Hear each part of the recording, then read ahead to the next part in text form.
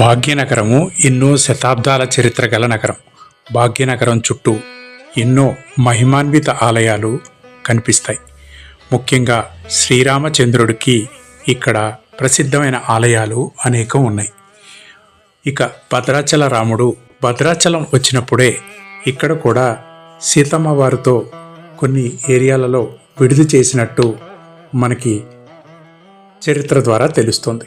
అలాంటి విశిష్టమైన ఆలయాలలో హైదరాబాద్కి అత్యంత సమీపంలోని శంషాబాద్కి సమీపంలోని అమ్మపల్లి సీతారామచంద్రస్వామి ఆలయం విశిష్టమైనది. ఈ అమ్మపల్లి సీతారామచంద్రస్వామి ఆలయం హైదరాబాద్కి సమీపంలోని శంషాబాద్ మండలంలో ఉన్న పురాతనమైన దేవాలయం. 13వ శతాబ్దంలో వేంగి చాళుక్యులు ఈ ఆలయాన్ని నిర్మించినట్లుగా తెలుస్తుంది. సీతమ్మ వారు ఇక్కడ కొలువై ఉన్న కారణంగానే ఈ ఊరికి అమ్మపల్లి అనే పేరు వచ్చింది. ఇక్కడ ప్రధాన దైవం శ్రీరాముడు, సీత. శ్రీరాముడు, సీత, లక్ష్మణుడు, ఆంజనేయుడు, ఇలా మొత్తం శ్రీరాముడి పరివారం అంతా మనకి ఇక్కడ కనిపిస్తుంది. ఈ ఆలయంలో శ్రీరాముడు, సీతాదేవులకు నిత్య పూజలు జరుగుతుంటాయి.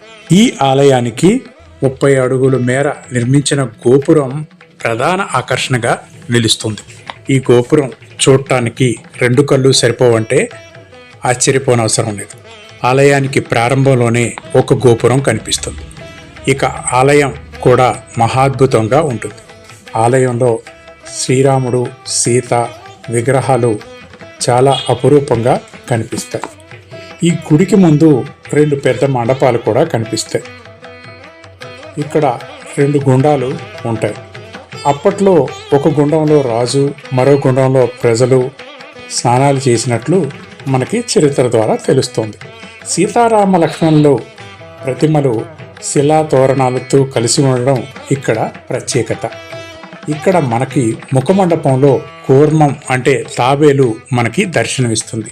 తాబేలు దర్శనం వల్ల క్షేత్రానికి వెళ్ళిన వారికి మోక్షం ప్రాప్తిస్తుందనే చెప్తారు. శ్రీరాముడి మహిమాన్విత క్షేత్రం దర్శించుకోవడం అంటే మనకి ఎన్నో జన్మల పుణ్యఫలం ఉండి తీరాలి. గర్భాలయంలో సీతారామ లక్ష్మణులు కొలువై ఉంటారు. ఎదురుగా ముఖమండపంలో హనుమంతుడు కూడా కనిపిస్తాడు. దగ్గరలోనే గరుత్మంతుడి విగ్రహం కూడా కనిపిస్తుంది. ఈ ఆలయం ఎంతో సుప్రసిద్ధమైన ఆలయం. ఈ ఆలయంలోకి ప్రవేశించగానే మనకి ఎంతో ప్రశాంతత కనిపిస్తుంది. ఈ ఆలయానికి ప్రధానంగా కనిపించేది ఆలయం ముందు ఉండే ధ్వజస్తంభం. ఈ ధ్వజస్తంభం కూడా ఎంతో ఆకర్షణీయంగా ఉంటుంది. ఈ ఆలయాన్ని కొంతకాలం భక్తులు లేక ఇబ్బంది పడినా ఇప్పుడు నిత్యం భక్తులతో రద్దీగా ఉంటుంది. ముఖ్యంగా బుధవారం ఈ ఆలయానికి భక్తులు భారీగా వస్తుంటారు. ధ్వజస్తంభానికి ముందు హనుమాన్ అక్కడి నుంచి మనకి చూస్తున్నట్టుగా కూడా కనిపిస్తుంది. బయట కూడా భారీగా పెద్ద హనుమాన్ విగ్రహం కూడా కనిపిస్తూ ఉంటుంది. ఇక ఈ ఆలయంలో ఎన్ని ప్రత్యేకతలు ఉన్నా ఈ ఆలయం సినిమాలకు ప్రత్యేకమైన ప్రాంతంగా చెప్పుకుంటారు. ఈ ఆలయంలోనే అనేక సినిమాలు రూపుదిద్దుకున్నాయి. 450కి పైగా సినిమాలు ఇక్కడ షూటింగ్ జరిగినట్లు చెప్తారు. ముఖ్యంగా మురారి సినిమాతో ఈ ఆలయం బాగా ఫేమ్లోకి వచ్చింది. తర్వాత మర్యాద రామన్న సినిమా కూడా ఈ ఆలయంతో ఎంతో విశిష్టంగా వెలుగులోకి వచ్చింది. ఇక ఈ ఆలయం షూటింగులకి ప్రసిద్ధి. అయితే ప్రస్తుతం షూటింగులకి ఈ ఆలయాన్ని ఇవ్వటం లేదు. కొన్ని కారణాల వల్ల కొన్ని రెస్ట్రిక్షన్స్తో మాత్రమే షూటింగుకి అనుమతి ఇస్తున్నారు. అయినా ఏదేమైనా విశిష్టమైన ఈ ఆలయాన్ని దర్శించాలంటే ఎంతో పుణ్యఫలం ఉండాలి. ముఖ్యంగా ఈ ఆలయంలో మనకి ఎన్నో అపురూపమైన సన్నివేశాలు కనిపిస్తాయి. ఈ ఆలయంలో శ్రీరామచంద్రుడు, హనుమంతుడు కోరిన కోరికలు తీర్చే దేవుళ్ళుగా ప్రసిద్ధి పొందారు. ఈ ఆలయంలో ఎప్పటివో ఎన్నో వందల సంవత్సరాల నాటి చెట్లు కూడా ఇక్కడ ఉండటం విశేషం. ఇక్కడ శ్రీరాముడిని నమ్ముకొని పూజించిన వారికి ఎలాంటి కష్టాలు రావు. ఇక్కడ శ్రీరాముడిని కరెక్ట్గా 11 వారాలు మొక్కుకొని పూజిస్తే ఎలాంటి కోరికైనా నెరవేరుతుందని భక్తుల ప్రగాఢ నమ్మకం. ఆ తర్వాత వచ్చి ఈ చెట్టుకి మొక్కులు తీర్చుకోవడం ఇక్కడ భక్తులకు ఆనవాయితీగా వస్తుంది. చూడండి ఎన్ని మొక్కులు తీర్చుకున్నారు. అంటే ఈ ఆలయానికి ఎంతో విశిష్టత ఉంది అని అర్థం.